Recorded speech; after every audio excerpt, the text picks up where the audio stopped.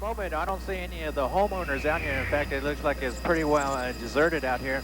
I believe some of the people, just picked up most of their belongings and just kind of went to higher grounds because this Malibu Creek, it used to be a creek now. It's just a roaring rapid river out here. We're just flying over Malibu Country Mart, and that's the business area that you saw that was being inundated with water out here.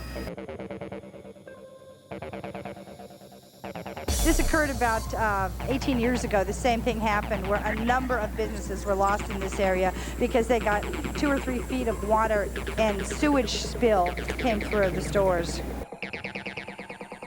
The first part of my presentation that I'll go into are recommendations for lagoon and wetlands restoration. And that first one is divided into 2 options. The first objective that we had was to restore as much of the historic lagoon habitat in the lagoon area as possible. I'm Mark Abramson, the Malibu Creek Watershed Stream Team Program Manager for Heal the Bay. Heal the Bay is a non-profit environmental group dedicated to making Santa Monica Bay and Southern California coastal waters safe and healthy again for people and marine life. We're here at Malibu Surfrider Beach, which is where the Malibu Creek watershed ultimately drains. Unfortunately, it's also one of Southern California's most polluted beaches, as well as being one of California's most popular beaches for both surfing and recreating. It's visited by well over 3,000 people a day during the summer and well over 1.2 million people a year annually. I'm Alan Sarlo. I've been surfing out here since I was 9 years old. I'm 43 now. Let's do the math. It's over 36 years. Anyways, it's one of the 7th one in the world. It's one of the most beautiful surfing spots on the West Coast, written up in all the magazines as the best wave on the West Coast. And usually I surf here 3 to 4 hours a day. Whenever the waves are good. Usually they're good every other week.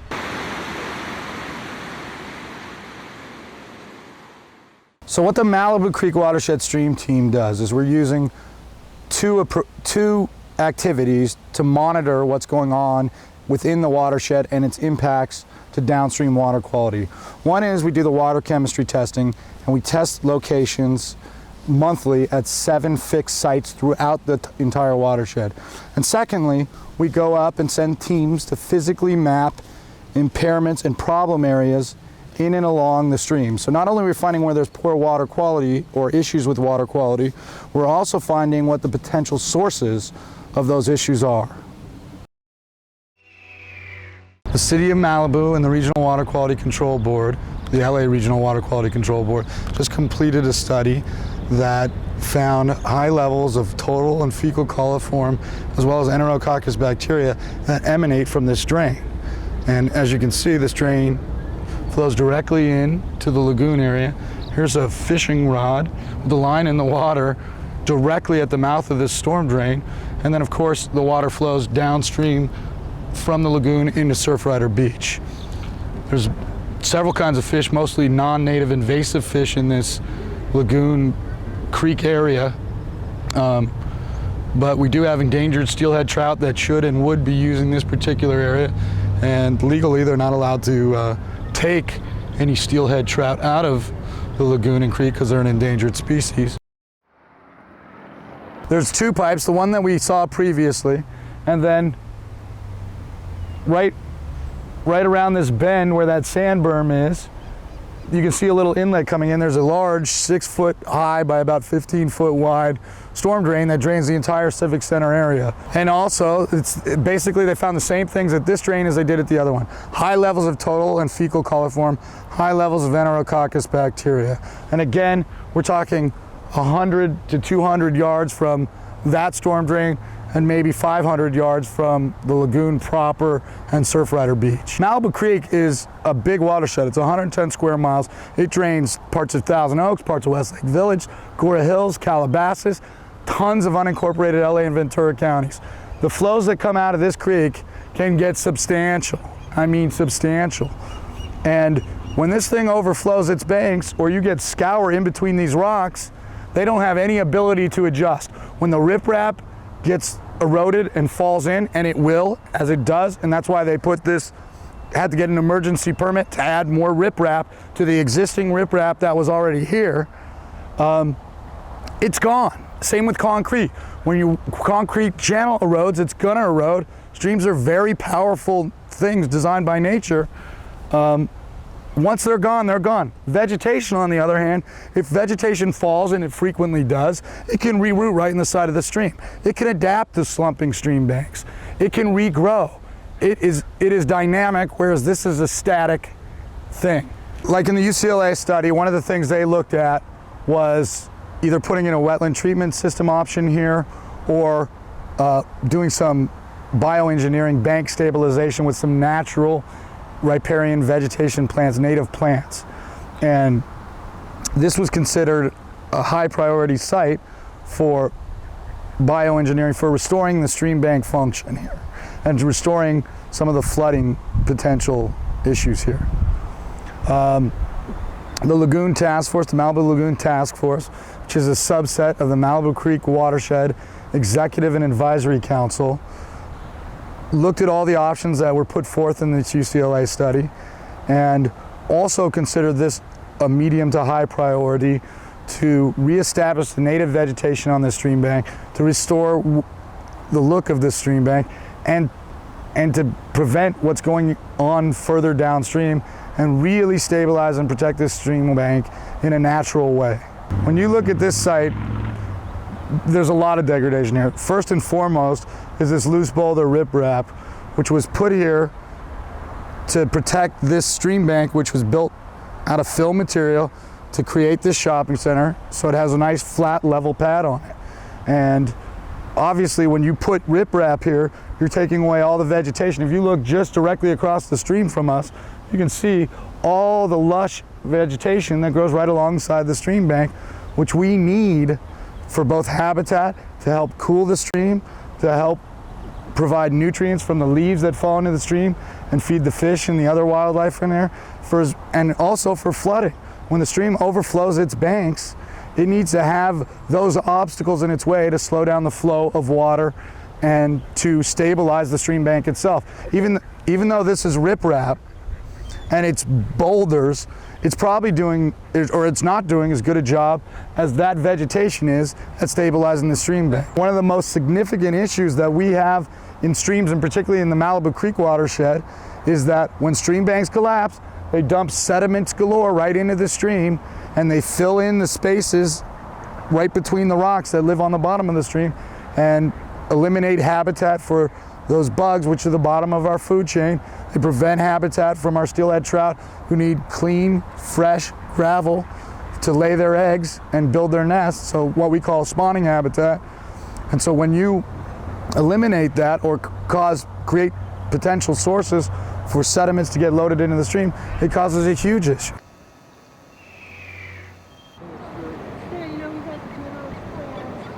What you see is not really what you get here at Malibu, although we have great, perfect surf. You know, you could paddle out there and come in with stomach cramps, illness, flu viruses. You know, maybe one of the reasons why they don't close the beach, because there's only, 300 or 400 surfers that surf here on a daily basis, and what's a surfer's life? I don't know. It's crazy, but we're all out here having a good time, and the water's polluted. We just need to get actively involved in Surfrider Foundation, Heal the Bay, and clean the water. Malibu Beach was the spot and is the spot where all surfing is compared to. In its day, it represented the playground of the sport, the Yankee Stadium of the sport, and today it symbolizes everything that's gone awry with the environment. It symbolizes polluted, crowded surf spots, and unless something happens to clean up this place, it's going to be a sad remembrance of a great playground. In 1997, the UCLA team was hired to complete the study. They were led by Dr. Richard Ambrose. The goal of the study was to address questions about management and potential restoration of the lower creek and lagoon, with the focus being on the major problems, which can be kind of summed up as water quality and water quantity problems. Water quality is obvious, but too much water coming down the watershed has been a major problem, as Suzanne will get into a bit more as she discusses the options. The study was completed in May of 2000. UCLA did not end up with a definitive recommendation. They left us with what I like to call a menu of recommendations, and they said, we've done the science, now it's really up to you, the Lagoon Task Force, to bring in the politics and the economics and prioritize them with those factors included. That was a large task that was assisted by help from SCAG, who provided a facilitator. So we had our second facilitation process, which began in 2000 and completed early this year. It was a long process of prioritizing the recommendations. There were a lot of meetings and discussion about how the priorities should fall out. But in the end, we did reach agreement. And that brings us to today, summer 2001. The task force has completed the prioritization process. That'll be presented by Suzanne in a moment. We've taken the recommendations to the Executive Council. They have approved them. You are the next body to have the presentation to you of these recommendations. We hope now to move into implementation of the priorities, and Suzanne will hit on that as well. So that really is where we're at right now, and I guess with no further ado, I'll turn it over to Suzanne, and she will present the recommendations that have come out of the UCLA study as seen through the eyes of the Malibu Lagoon Task Force. As I'm sure most of us are aware, the lagoon is much smaller than it used to be, and it's being made to handle much more water than it used to in pristine times, or before we brought imported water into the watershed and before the lower Malibu Creek area was developed. And this has created a lot of problems for the ecosystem, not just in terms of public health and water quality, but also with problems of more an environmental nature and habitat nature. So the first objective was to restore as much of the lagoon as possible. And we have long-term high priority recommendation. And that is to restore and reconnect sites A1, A2, and A3. I must preface by saying this is all predicated upon there being willing sellers of these private properties. So we're not proposing to do anything that the landowner would not want. The landowner must sell the property first, obviously. The public already owns Site A1, and that is the restored lagoon that was done in 1983. However, it doesn't really function as well as it should. And to really make that lagoon function and approximate what its original size would be, we really feel that it's necessary to eventually acquire, when the seller becomes willing, Sites A2, which is the golf course, and Site A3, which is the empty lot across from the Chevron station. We envision that as being the the extent that the lagoon should have. So that's a long-term, high-priority recommendation. That's Objective 1, restore historic natural lagoon.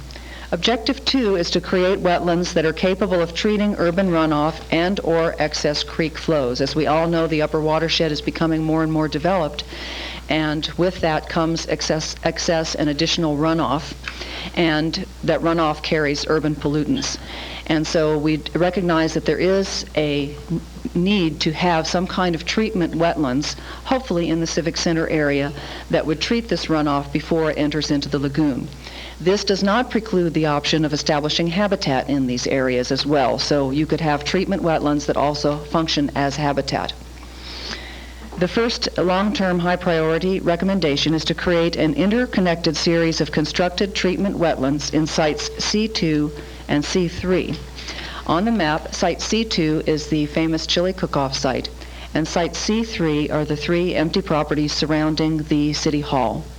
So it says C3 above the City Hall, but it also includes the properties to the east and to the west.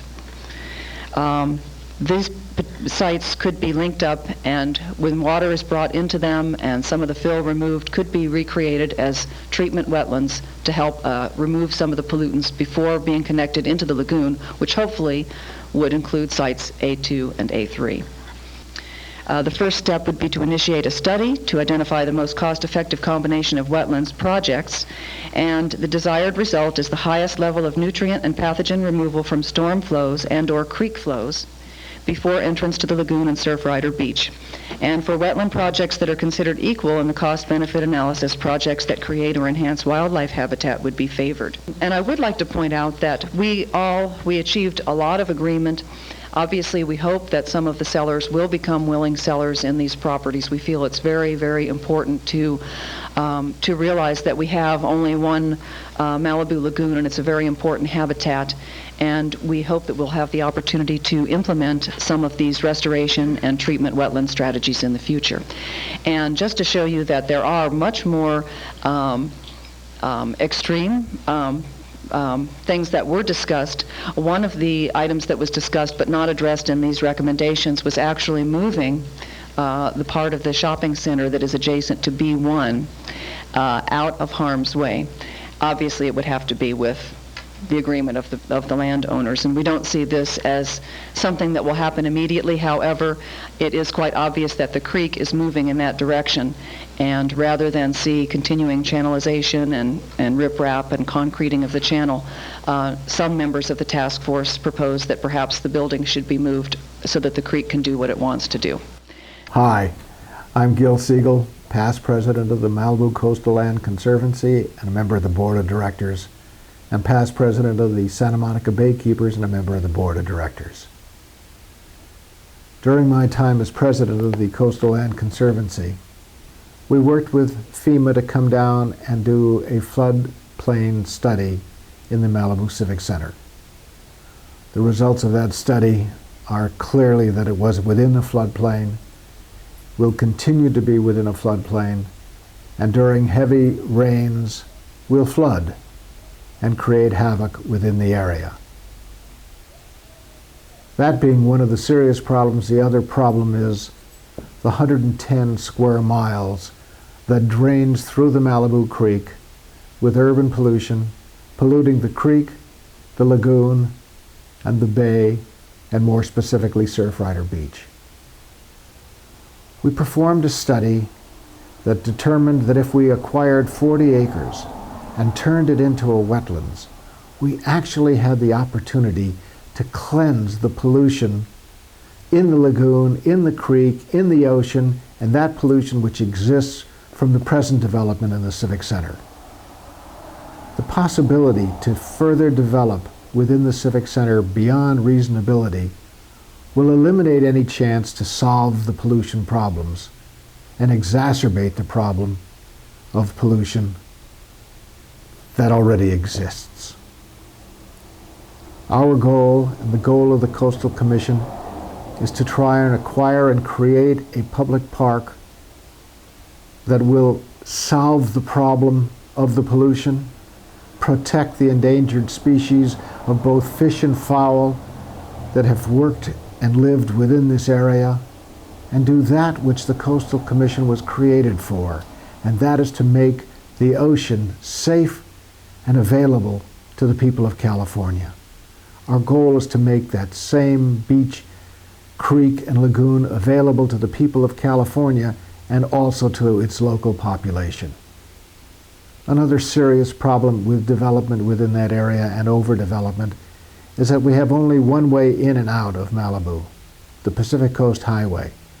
At any time that we need to move the population that is endangered from a fire, we have to move up or down in the one direction. Enhancing and adding to the traffic problems is a problem that we don't know how to deal with, and one we shouldn't have to deal with. That if we work together and help to acquire the property and turn it into visitor-serving, educationally enhanced pieces of property, that's our goal. That is also the goal of the Coastal Commission. It allows us the opportunity to preserve the land for our children and grandchildren and show them what this area was like, can be like, and will be like. And we hope with your cooperation we actually can achieve that goal. Thank you very much. To the City Council, thank you from the bottom of my heart, my wife, my kids, all my friends that surf here at Surfrider Beach, all the surfers here. Let's just clean the water. You're almost there. Don't give up. We can clean Surfrider Beach.